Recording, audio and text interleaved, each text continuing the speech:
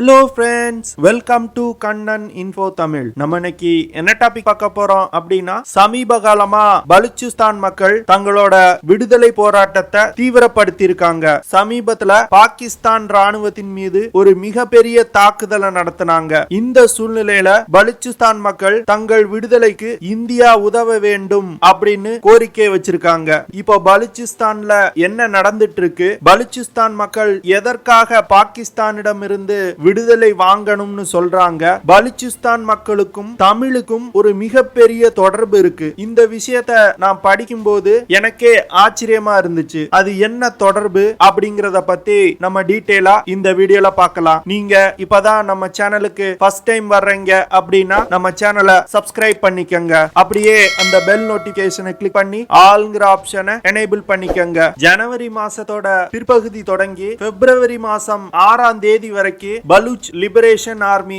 அப்படிங்கிற பலுச்சிஸ்தான் போராளி இயக்கம் ஒரு மிகப்பெரிய தாக்குதலை நடத்தியிருக்காங்க. இந்த தாக்குதல்ல கிட்டத்தட்ட பாகிஸ்தான் ராணுவத்தின் 4 ஹெலிகாப்டர்கள் சுட்டு வீழ்த்தப்பட்டதாகவும் 100க்கும் மேற்பட்ட பாகிஸ்தான் வீரர்கள் கொல்லப்பட்டதாகவும் செய்திகள் வெளிவந்திருக்கு. பலுச் லிபரேஷன் ஆர்மி அப்படிங்கிறது பலுச்சிஸ்தான் விடுதலைக்காக போராடக்கூடிய பல விடுதலை போராட்ட குழுக்களின் ஒரு கூட்டமைப்பு தான் பலுச் லிபரேஷன் ஆர்மி. பலுச்சிஸ்தான் போராளிகள் இந்த தாக்குதலை எப்ப நடத்திருக்காங்க அப்படின்னா, பாகிஸ்தான் ஆர்மியோட chief of army staff Bajwa அமெரிக்காலையும் பாகிஸ்தானுடைய பிரதமர் இம்ரான் கான் சீனாவிற்கும் சுற்றுப்பயணம் மேற்கொண்டிருக்கும் போது இந்த தாக்குதலை நடத்தியிருக்காங்க. இந்த தாக்குதலை பாகிஸ்தான் மற்றும் சீன அரசாங்கத்துக்கு ஒரு எச்சரிக்கை விடும் விதமா பலுச் போராளிகள் நடத்தியிருக்காங்க. இந்த தாக்குதலை பல டிஃபென்ஸ் எக்ஸ்பர்ட்ஸும் வியந்து பார்த்துட்டு இருக்காங்க.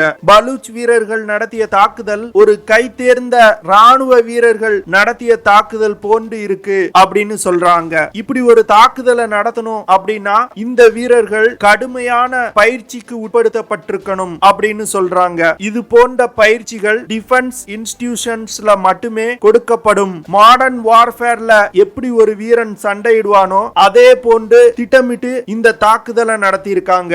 பலுச் லிபரேஷன் ஆர்மி ஜனவரி மாதத்தோட கடைசியில தொடங்கி பிப்ரவரி 6ஆம் தேதி வரைக்கும் தொடர்ந்து பாகிஸ்தான் வீரர்களுடன் சண்டையிட்டு இருக்காங்க. இந்த தாக்குதலின் மூலம் பலுச் லிபரேஷன் ஆர்மியை சேர்ந்த வீரர்கள் பாகிஸ்தான் போன்ற ஒரு கை தேர்ந்த ராணுவத்தை சமாளிக்கக்கூடிய திறனை பெற்றுட்டாங்க அப்படிங்கிறது தெளிவா தெரியுது. இந்த தாக்குதலுக்கு பிறகு பாகிஸ்தானுடைய உளவு அமைப்பான ISI-ஐ ஏமாற்றி விட்டு பலுச் வீரர்களுக்கு தாலிபான்கள் பயிற்சி கொடுத்திருப்பாங்களோ அப்படிங்கிற சந்தேகம் பாகிஸ்தானுக்கு இருக்கு. இந்த தாக்குதலுக்கு பிறகு பலுச் மக்கள் பாகிஸ்தான் ராணுவம் சீன ராணுவத்தின் துணையோடு தங்கள் மீது தாக்குதல் நடத்தக்கூடும் அப்படின்னு நினைக்கிறாங்க.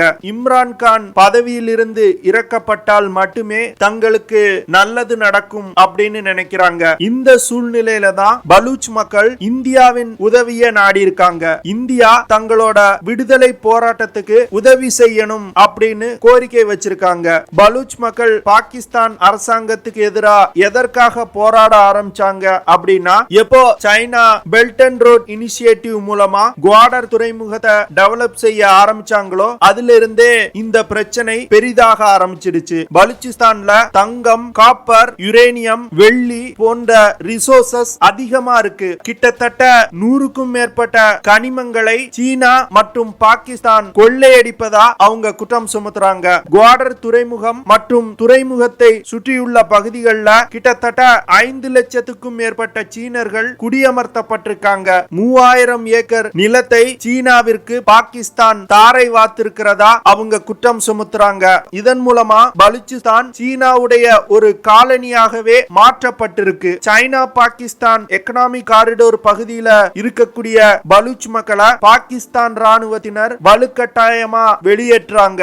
இதன் மூலமா பல மக்கள் தங்களோட நிலங்களை இழந்து வேறு இடங்களில் வசிக்க வேண்டிய சூழ்நிலை ஏற்பட்டிருக்கு. பலுச்சிஸ்தான் ஆர்மி தாக்குதல் நடத்தி கொண்டிருக்கும் போது பாகிஸ்தான் பிரதமர் சீனாவில் சுற்றுப்பயணம் மேற்கொண்டிருந்தாரு. அந்த சுற்றுப்பயணத்தின் போது அவர் சீனாவிற்கு பல சலுகைகளை வழங்கினாரு. பலுச்சிஸ்தான்ல ஒரு புதிய ஸ்பெஷல் எக்கனாமிக் ஜோனை சீனாவிற்கு உருவாக்கி தருவதா அவர் சொல்லியிருந்தாரு. ஆனா இம்ரான் கானின் இந்த அறிவிப்புகளை சீனா கண்டுகொள்ளவில்லை. இதற்கு காரணம் பலுச் வீரர்கள் நடத்திய தாக்குதல். இதற்கு மேல பலுச்சிஸ்தான்ல சீனா முதலீடு பண்ண விரும்பல.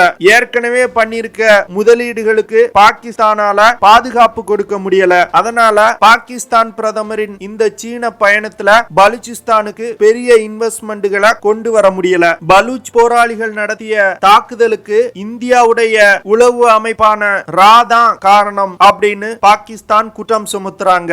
பலுச்சிஸ்தான் பாகிஸ்தானோட நிலப்பரப்புல 40% உள்ளது. இந்த பலுச்சிஸ்தான் 1947ல இந்தியா மற்றும் பாகிஸ்தான் நாடுகள் சுதந்திரம் அடையும் போது பலுச்சிஸ்தானுடைய ராஜா மீர் அகமதியர் கான் இந்தியாவுடன் இணைய விருப்பம் தெரிவித்தார். ஆனா அப்போதைய பிரதமர் நேரு அவர்கள் அவருடைய கோரிக்கையை நிராகரித்தார். நேரு எதற்காக பலுச்சிஸ்தான் இந்தியாவுடன் இணைவதை தடுத்தார் அப்படிங்கிறதுக்கான விடை இன்று வரைக்கும் யாராலும் சொல்ல முடியல. பலுச்சிஸ்தான் மக்கள் பாகிஸ்தான பிரிட்டிஷ் அரசாங்கத்தின் ஒரு பிராக்சியா தான் பார்த்தாங்க. பலுச்சிஸ்தானுடைய விடுதலை போராட்ட வீரர் கான் அப்துல் காஃபர் கான் அப்படிங்கிறவர் தான் இறந்த பிறகு தன்னோட உடலை ஆப்கானிஸ்தான்ல இருக்க ஜலாலாபாத்ல அடக்கம் செய்ய சொன்னார். இதற்கு அவர் என்ன காரணம் சொன்னாரு அப்படின்னா, வெள்ளையர்களின் கைகூலியா இருக்கக்கூடிய பாகிஸ்தான் மண்ணில் தன்னோட உடல் புதைக்கப்படக்கூடாது அப்படின்னு அவர் சொன்னாரு. பலூச் மக்கள் இந்தியாவை தங்களுடைய தாய் நாடாக பார்க்கிறாங்க. இந்தியாவுடைய கலாச்சாரமும் தங்களுடைய கலாச்சாரமும் ஒன்று அப்படின்னு அவங்க சொல்றாங்க. அது மட்டும் இல்லாம சீனாவுடைய சிபிஇசி ப்ராஜெக்ட்னால பாகிஸ்தான் ஆக்குபை காஷ்மீர்ல இருக்கக்கூடிய மக்களும் பலுச்சிஸ்தான் மக்களும் பாதிக்கப்படுறாங்க.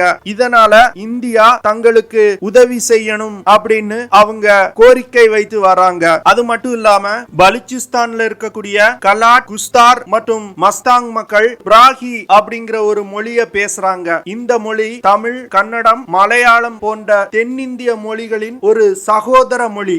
ஜோசபி எல்பின்பீன் அப்படிங்கிற மொழியியலாளர் மற்றும் வரலாற்று ஆசிரியர் என்ன சொல்றாரு அப்படின்னா, 3000 வருடங்களுக்கு முன்னாடி சிந்து சமவெளி பகுதியில் இருந்த மக்கள் தென்னிந்தியாவை நோக்கி மைக்ரேட் ஆனதாகவும் சில மக்கள் நார்த் வெஸ்ட் இந்திய பகுதிக்கு சென்று பலுச்சிஸ்தான்ல குடியேறியதாகவும் அவர் சொல்றாரு. ஆனா சில வரலாற்று ஆசிரியர்கள் என்ன சொல்றாங்க அப்படின்னா, 1000 வருடங்களுக்கு முன்பு மத்திய இந்தியா பகுதியிலிருந்து பலுச்சிஸ்தானுக்கு இந்த மக்கள் குடிபெயர்ந்திருக்கலாம் அப்படின்னு சொல்றாங்க. 17ஆம் நூற்றாண்டுல டெல்லியில் இருந்த முஸ்லிம் மன்னர்களுக்கு எதிராக கிளர்ச்சியை ஏற்படுத்தி கலாட் கானேட் அப்படிங்கிற ஒரு ராஜ்யத்தை உருவாக்குனாங்க.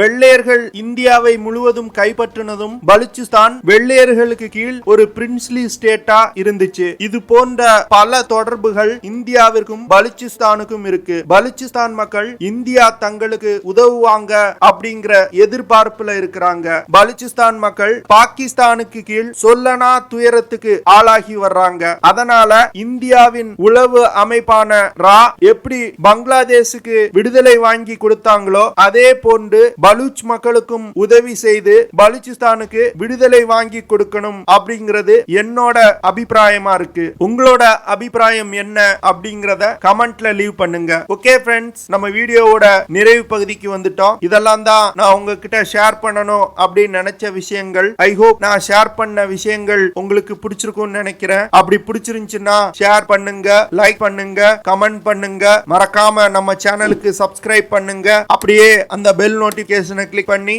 ஆல்ங்கிற ஆப்ஷனை எனேபிள் பண்ணிக்கங்க. See you in the next video. Jai Hind.